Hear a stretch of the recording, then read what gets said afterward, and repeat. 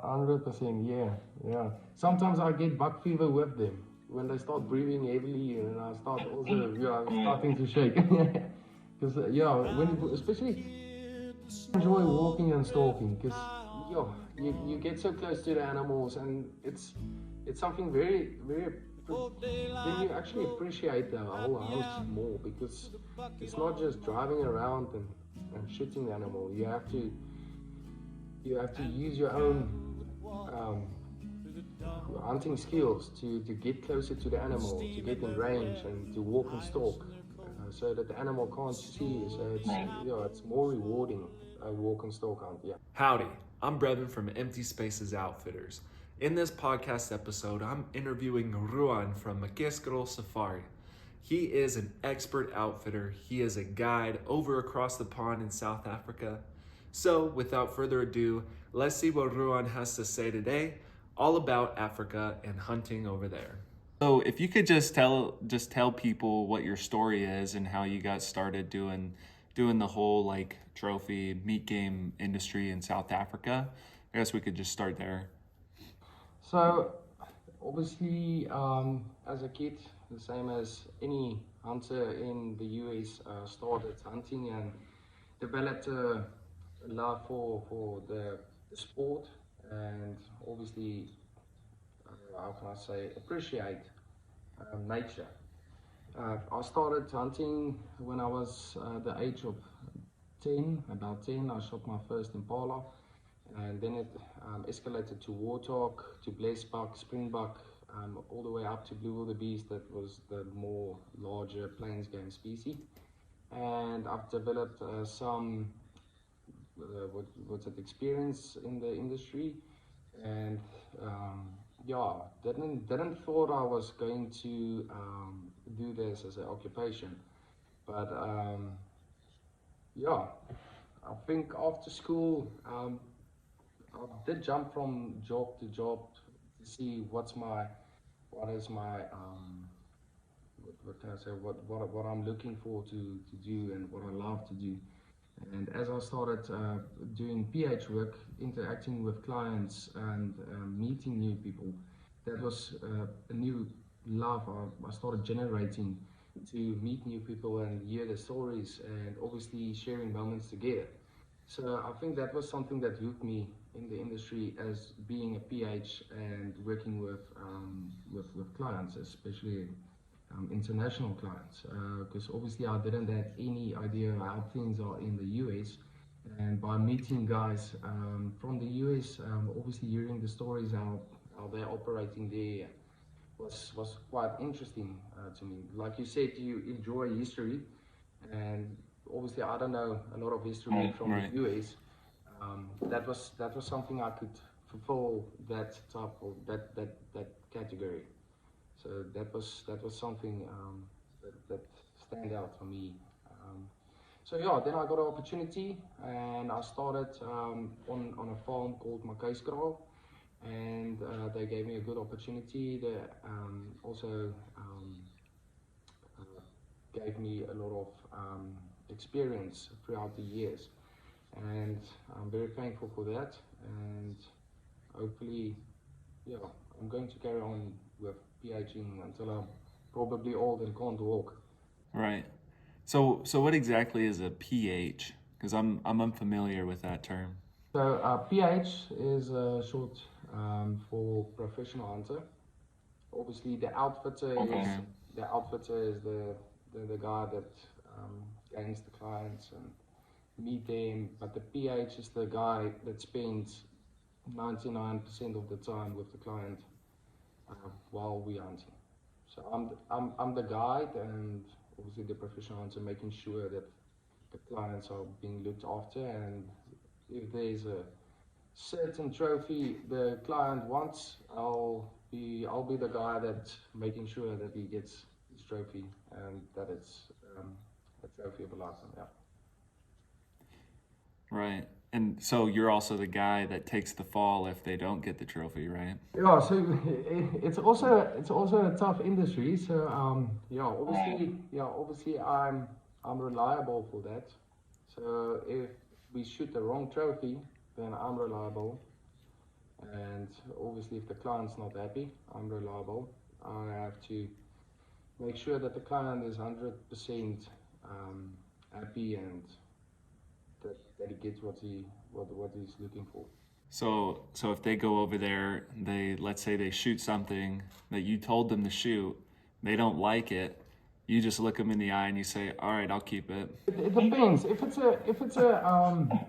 a representable trophy, then it's a business. So if it's a representable trophy, but it's not something he was looking for, then obviously we'll somewhere sort it out. Maybe have a discussion about it, and see if we can get one that he rather prefers. But obviously, we have a saying that there's also the guy pulling the trigger.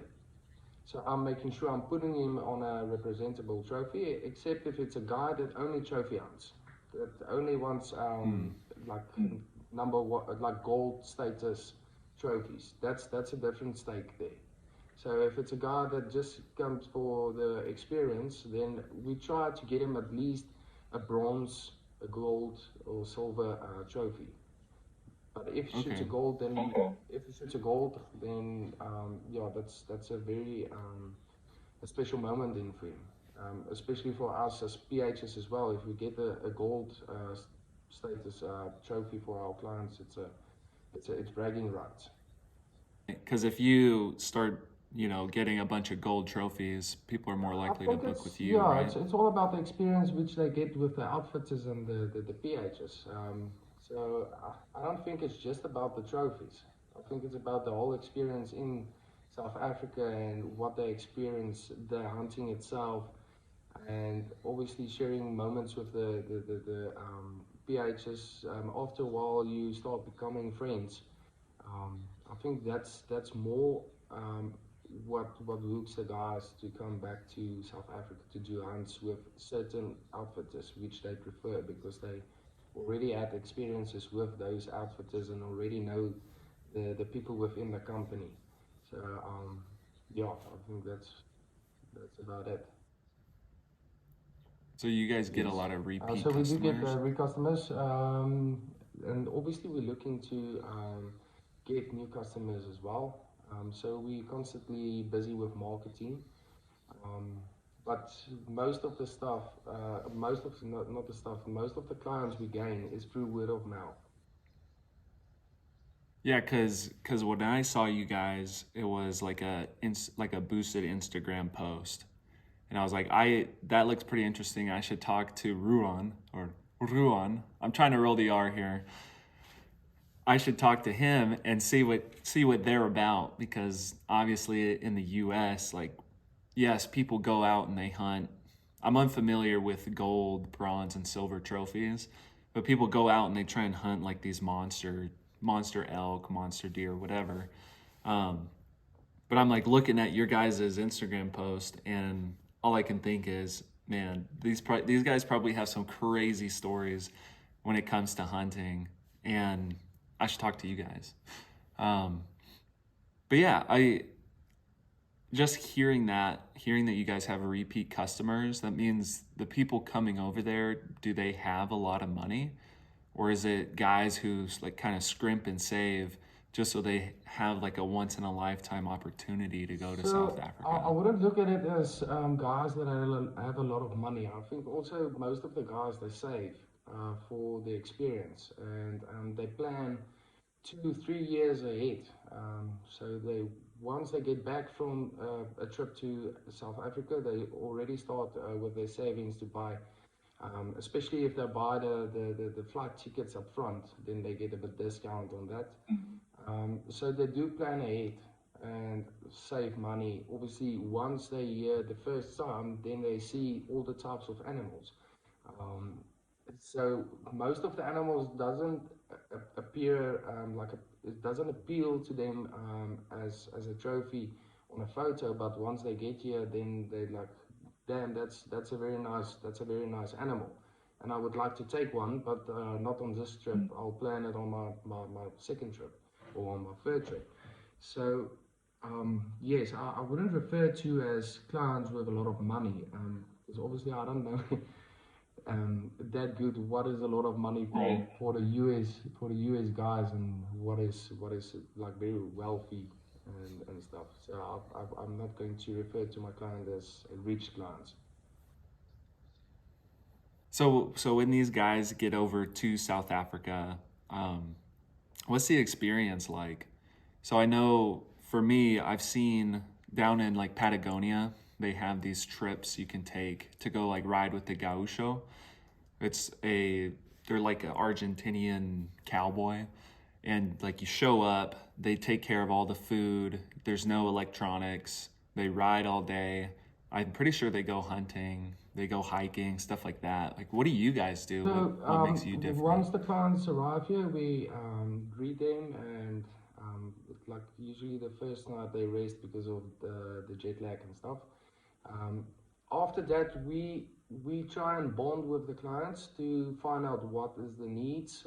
If the client can walk, and if he's up to like a nice walk and stalk, stuff like that. It all depends on how much animals he's got on his list. That's also going to um, play a role with what type of hunting we do. So hunt on uh, we hunt on about 15 to 20,000 hectares. That's over 20,000 acres. So that's close to 40,000 acres.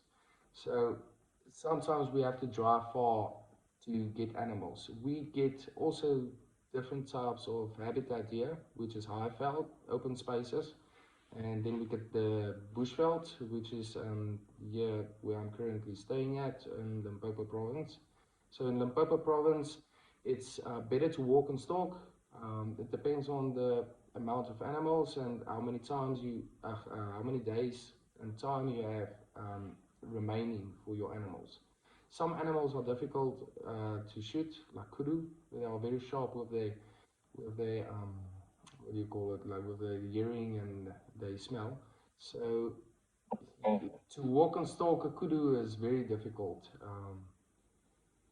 Some of the animals walk and stalk helps, but some of the animals you have to get on the vehicle and drive miles to look for. And just To keep drive and driving. look for a shooter, and that's so it's I mean, you said it was 20,000 acres, right? 20,000 acres. I'm not very good with my acres and hectares.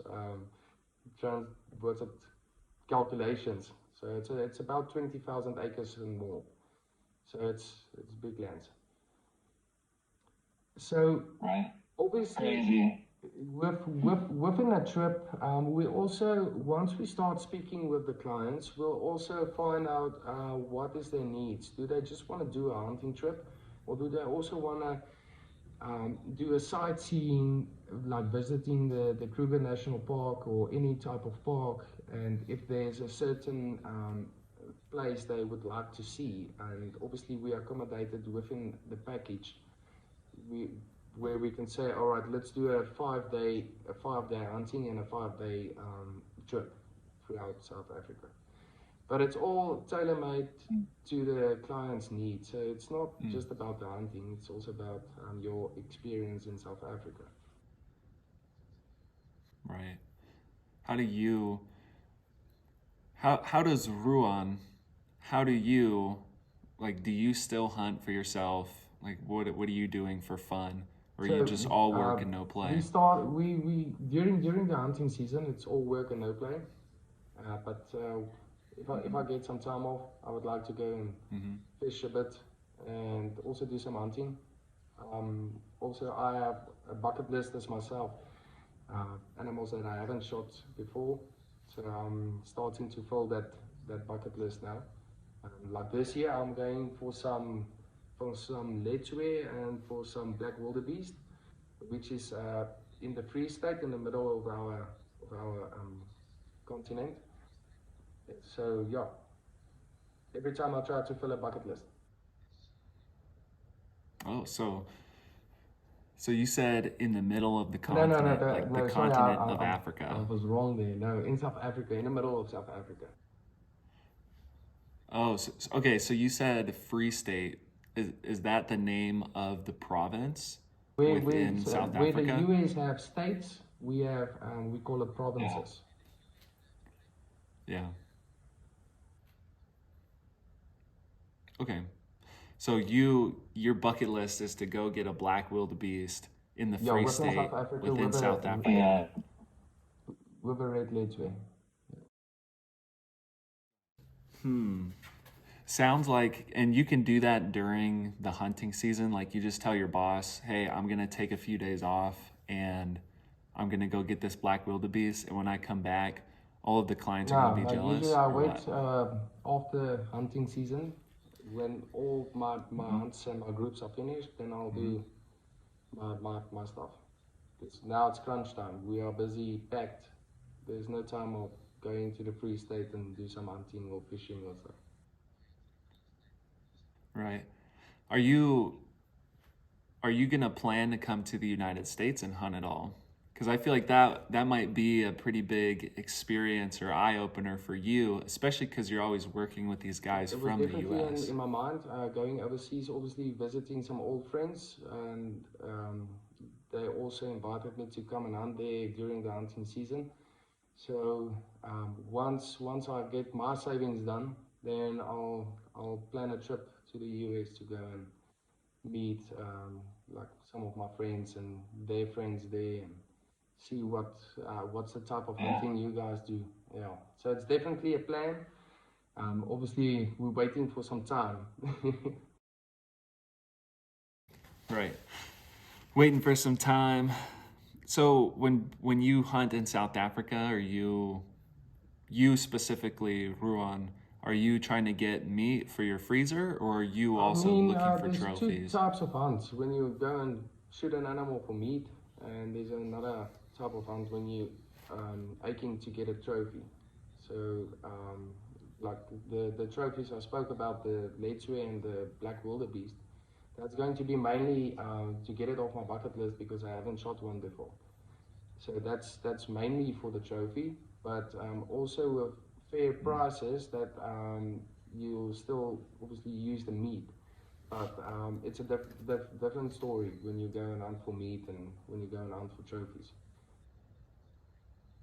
So I had a conversation with somebody, I think it was 2 days ago. We were talking about wolf hunting up here in Montana. And he was just saying that he didn't feel, I guess, justified in getting a wolf because he said he hunts only for meat because it's kind of like, I don't know how to describe it. If you've ever seen the Avatar movie, the blue one, where they thank their God for the meat and then they use like every aspect of the animal.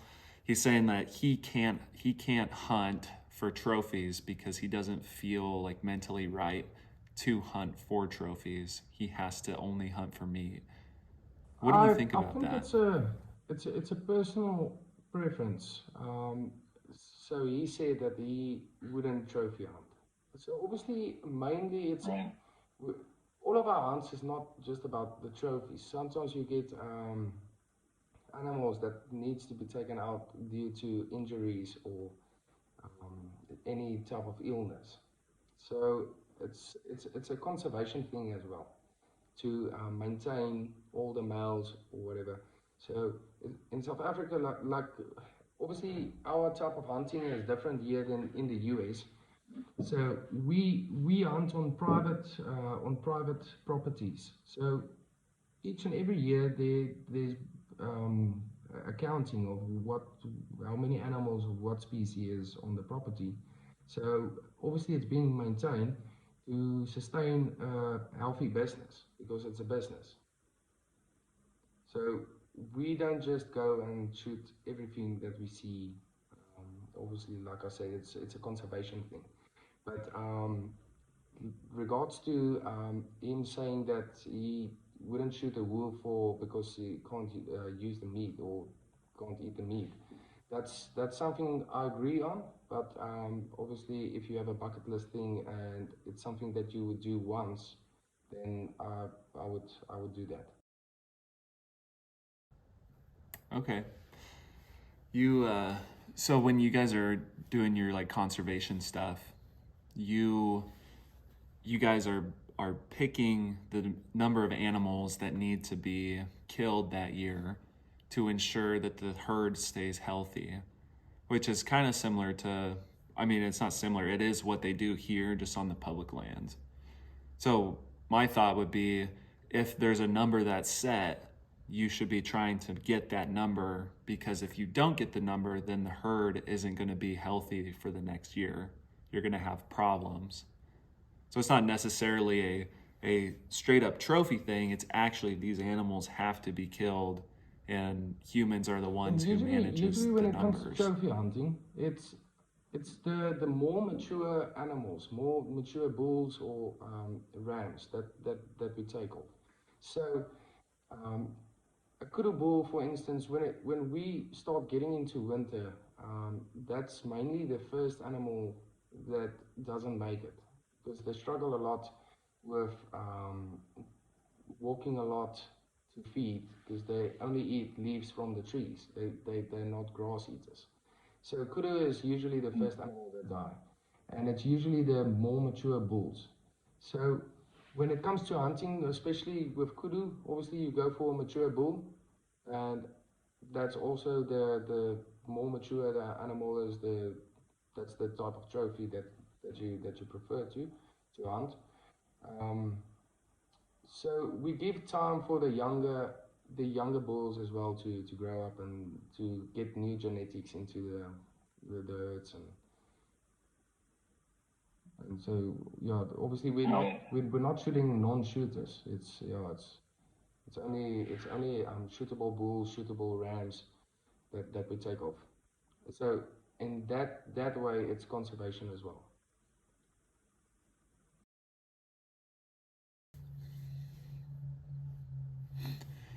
Yeah, because when you when you think about it, it looks like we got 10 minutes left.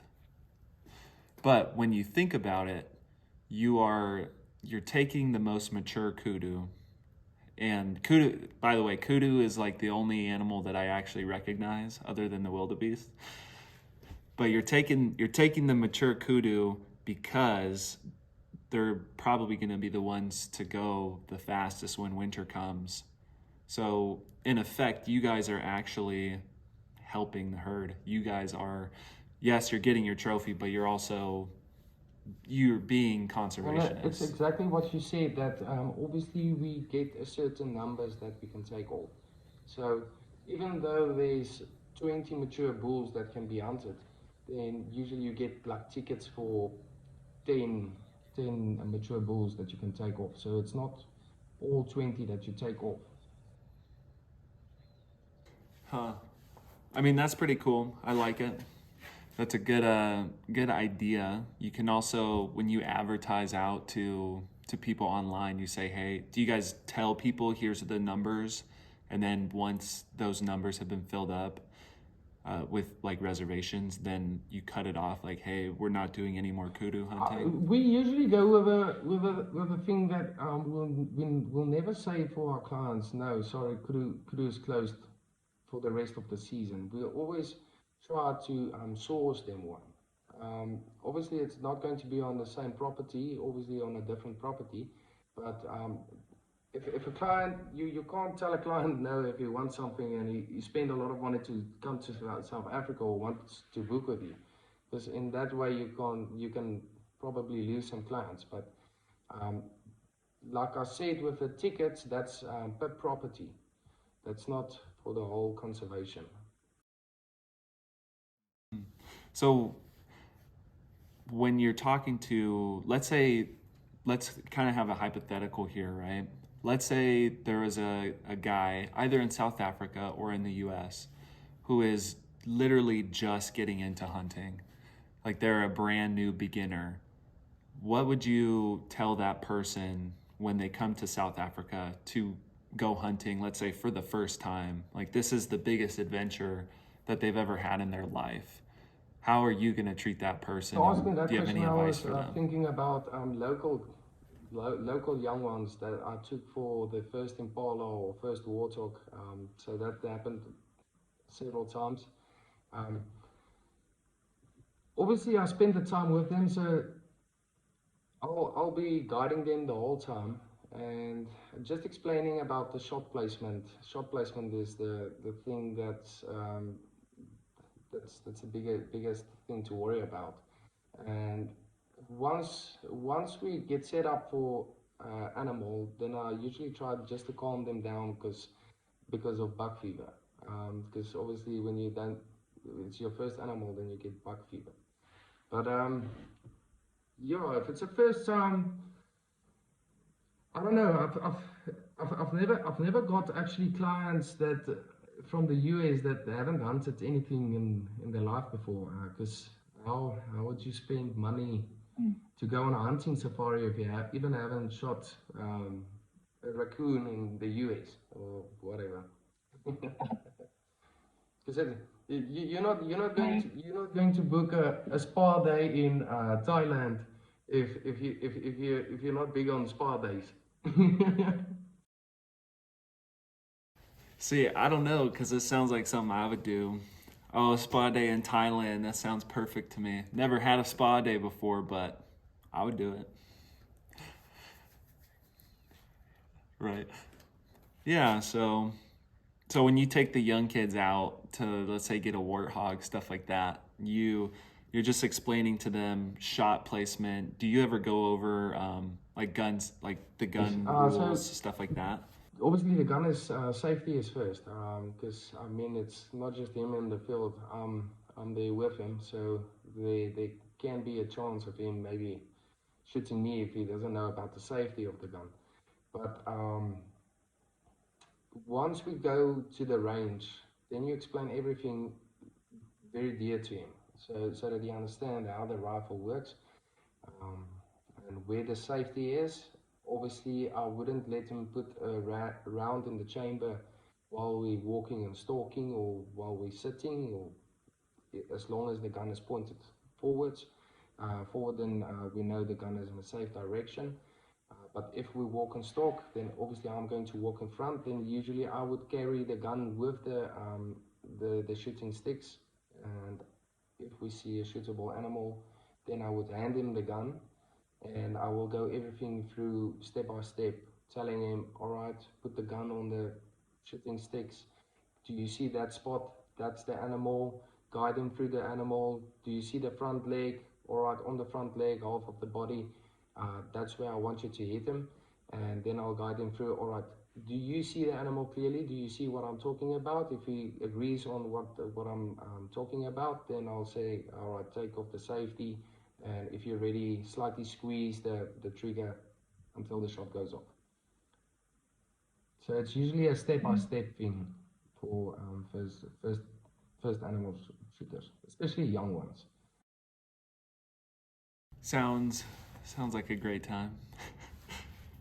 I I'm just trying to imagine myself in their position, like what kind of thoughts are probably racing through their head and their heart's probably beating out of their chest. They're about to kill their first 100%, animal, yeah, right? yeah. Sometimes I get buck fever with them when they start breathing heavily, and I start also, starting to shake. Because especially like I enjoy walking and stalking, because you get so close to the animals, and it's something very very. Then you actually appreciate the whole hunt more, because it's not just driving around and shooting the animal. You have to use your own um, hunting skills to get closer to the animal, to get in range, and to walk and stalk, so that the animal can't see you. So it's more rewarding, walk and stalk hunt. Yeah. Yeah, because pretty much every hunt that I go on, like we're big advocates. There's a lot of people that just hunt straight from the road, right? At least out here, but we're big advocates for, hey, we're gonna drive on the road obviously because we have to get there. But once we get there, we're gonna hike 2 to 4 miles back or up the mountain where there's actually gonna be animals, and you have to have some sort of hunting sense Yeah, in order to maybe get the maybe some animal. tracking experience or something like that. Right. Yeah, because the last elk hunt that I went on, we were also looking for wolves, right? And like we're walking through the woods, and if we hadn't have walked through the woods, we wouldn't have seen the wolf tracks. Obviously, from the road, the wolves are pretty skittish of it because they don't want to get shot. But if you start walking and stalking, like you said, you're actually going to have a better experience with hunting, because you're going to be able, especially out here in the US, you're going to be able to find the animal, and you're actually pitting yourself against more or less Mother Nature. Whereas in a vehicle, it's kind of, I'm not going to call it cheating, but you can just straight up drive up on the animal and they don't really stand a chance. You see maybe a nice tree, you get the smell of nature, you get to track the animal, maybe encounter close calls, like that's where the big five charges and stuff happens. Obviously, if there's no injury, then that's the best hunt you'll ever have. I've hunted a lot of buffaloes with clients, and last year was my first buffalo charge, and I tell you, that was the best hunt in my life. That was the best hunt in my life. I'm Brevin Ingleson with Empty Spaces Outfitters. Thank you for listening to the podcast. If you haven't, go and check out our website. We have 4 guides for you to check out. We have the Simple Hunting Guide, Armed with Knowledge, the Cast Iron Cooking Guide, and the Essential Camping Guide. All of those is going to help the basic beginner adventurer figure out how to live that outdoor lifestyle. Yeah, so you're saying that you were on a hunt and it was a buffalo charge. Were the buffalo charging at you, or were you basically behind them, driving them, kind of like the Native Americans out here where they would push the buffalo off of a cliff? You were pushing all these buffalo off the cliff illegally. It was a buffalo hunt. We were walking and stalking, and the client shot the buffalo. It was a very good shot, but we followed up to get as many shots into the buffalo as we can, because it was low light, and obviously then it can start getting dangerous. So we want to get as most shots into the buffalo as we can, so that we don't have to end up tracking or looking for the buff in the moonlight. So once we followed up, the buffalo was standing in like a small ditch, donga, next to the riverbed, and I saw the back of his neck, like the top of his neck, standing out, and he was looking away. And I told the client, all right, just give him one there in the neck, then obviously he would get out, and then we can give him some medicine. And the buffalo actually heard us. And right. as soon as he saw us, he just came straight to us. So me and the client were standing next to each other, and we started like throwing some shots. Luckily for us, in front of us, the buffalo turned away, ran for about 10, 20 yards, and dropped right there. So we just followed back and gave him one in the spine for surety, and that was one hell of a hunt. That buffalo charged, I mean, the adrenaline and the things, for 3 hours, 4 hours afterwards, we were still pale white from the shock, and we were still shaking from the adrenaline. But yeah, that was very awesome. That was just shortly told, but that was very something to experience. Yeah, you talk about the adrenaline just pumping through your system as a buffalo is literally charging you. I think you know who Teddy Roosevelt is, right? But I've never seen some of his stuff. So, right. Well, he was a president of the U.S. and he went over to Africa, and he was on a riverboat hunting trip, and he was saying that he turned around and there was like 3 or 4 hippos following their boat, and his guide or his PH told him like, hey, these hippos are coming to capsize this boat, and if you don't kill them right now, like, we're gonna die. They're gonna eat us. And obviously an American president, right? Because Americans are badass.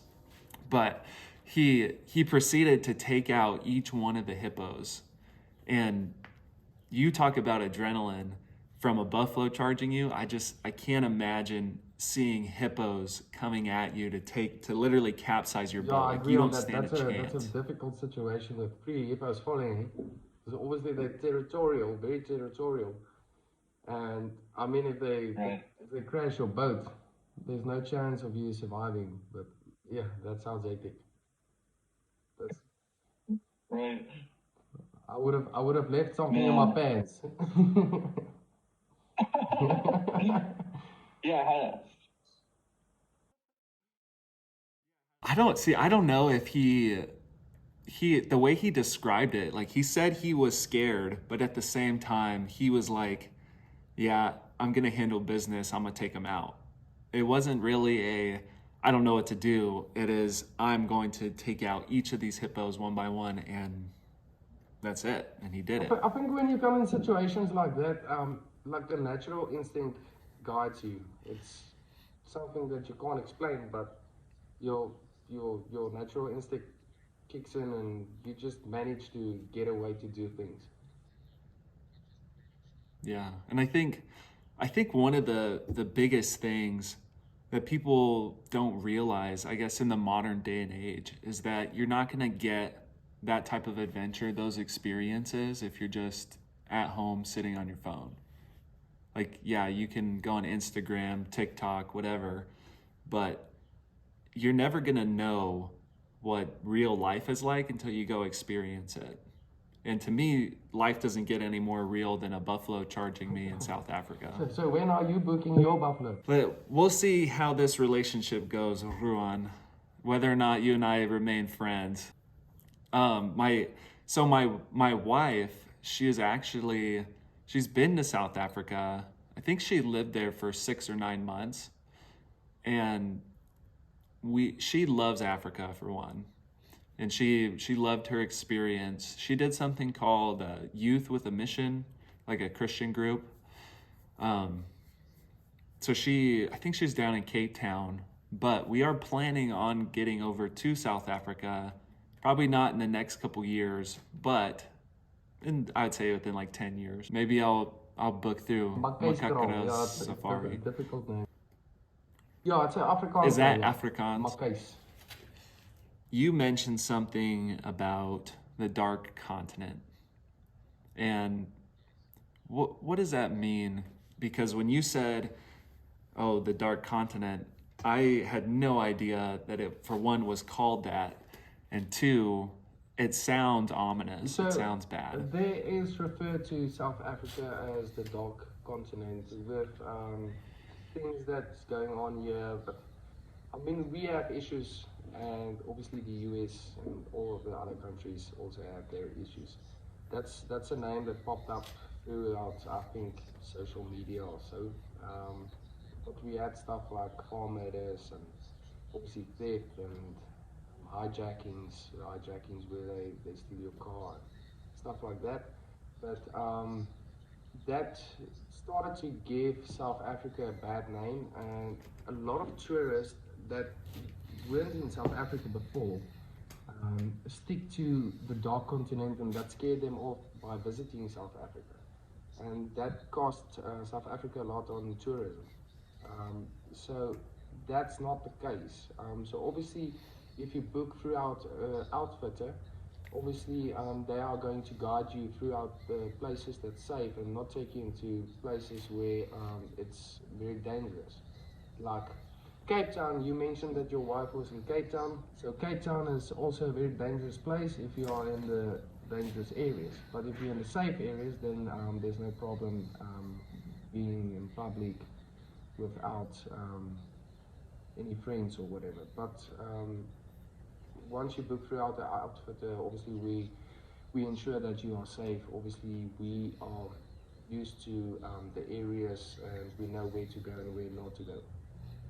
So yeah, that's the dark continent. Yeah, it's something that popped up because of all the crimes and stuff that's going on.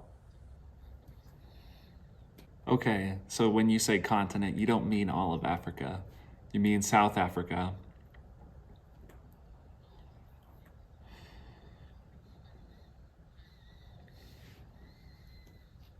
Okay. Yeah, because Africa does, like we talked about, I'm a history guy. Africa does have probably the darkest history of any continent on the planet. Mainly due to like colonialization and then also what was going on before then and after then. But it sounds like if you book through the outfitter, then you're gonna be okay. That you guys are gonna navigate through everything and take care of business more or less, making sure your car's not getting hijacked on the highway. Also, from a hunter's perspective from the US, make sure if you book throughout an outfit, do some research regarding hunts and maybe get some referrals from guys from the same um, area where you are coming from, maybe to speak to you about their experiences and how they treat you and what they can, what the clients can expect throughout the whole trip. So don't just stick to your booking through an outfitter or any guide in South Africa. Then you're all fixed. Obviously, there's a lot of scams and stuff going around these days, and it's getting difficult for business. But just make sure from your perspective as a hunter or a tourist that you make sure that the company that you're booking through is a legit company. Make sure that there's some referrals which you can follow up and maybe get some information from those guys that have already been to the trip. Maybe they can give you some additional information that helps you to have a better experience in South Africa than which they had. Yeah. Well, it sounds like there's a business opportunity for you. You just come up with like a verified list of outfitters within South Africa, and then I don't know, you could then market that to people like, hey, for $5, you get this list of legit outfitters. Stay away from these guys. Yeah, That's something you could do, Ruan. Somebody already thought of that. But yeah, obviously, with even like the podcast that you do, it takes time. Obviously, it's not just having the discussion with the guy on the opposite side of the phone. It's editing and stuff afterwards. So it's time consuming. So obviously, it's not just hunting that I do. Obviously, I have to manage a property and I have to look after breeding camps where we breed for genetics, like cattle and stuff. So that also consume a lot of my time. But yeah, spending some extra time, then I don't have any additional time for me to spend with my family. But yeah, I do see a business opportunity in that area. Right. I think it's also a difficult area to step in because there is a lot of tourist what do you like companies in South Africa where you can book your flights through and book transport to and wherever you want to go to Kruger National Park or whatever. With regards to the hunting outfitters, there's a lot of hunting outfitters in South Africa. They do their own marketing or they go to the shows there in Texas and Dallas or whatever, Dallas. So they do their own marketing. So in that perspective, if I'm an outfitter, then I'm competition for them. So I can't promote them as well. I want to promote myself. Yeah. Well, maybe the business might not work out, but it does sound like your hands are pretty full. You're more or less like we call it a foreman, like a ranch foreman. You're handling breeding, booking people, like handling everything. Is what it sounds like. So yeah, maybe hold off on the business until I get to South Africa and can help you out. Right. Right. Well, thank you so much for your time, Ruan. I appreciated you coming on to the podcast today.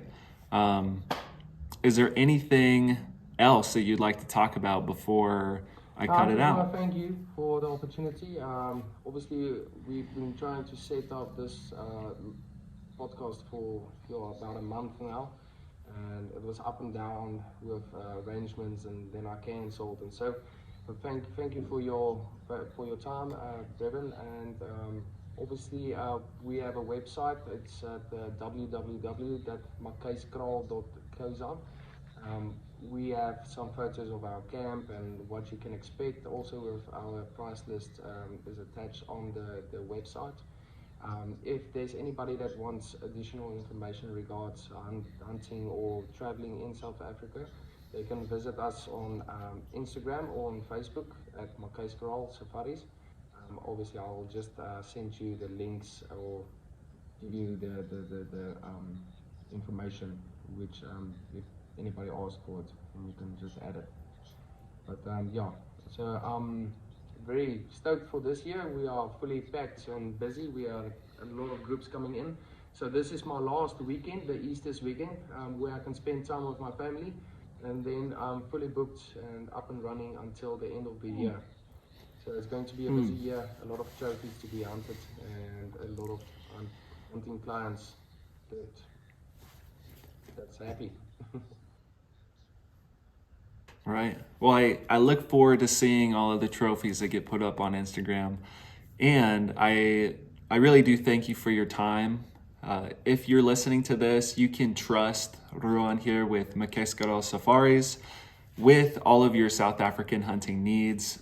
If you're looking for trophies, I don't know if you're looking for meat, maybe just stay in the United States because it's probably not worth it to ship it back.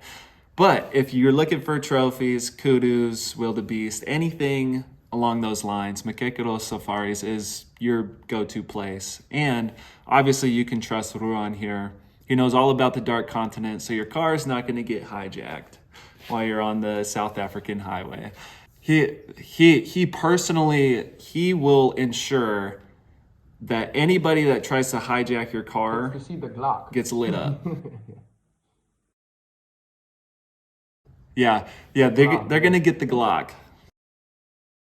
Yeah, just like that. You know, you could make a T-shirt that says they're gonna get the Maybe we should Glock. make one. Yeah. All right. Thank you so much for your time. I appreciate you coming on here, meeting me. Pretty early in the morning for me, but I guess it's later for you. But thank you so much, Ruan, for your patience and your time. And All right. Thanks, Brevin. adios. You just listened to Makayskraal Safari with Ruan. He is a South African guide, hunter. He runs safaris. He is more or less what people aspire to when they say they want to start hunting and become an adventurer.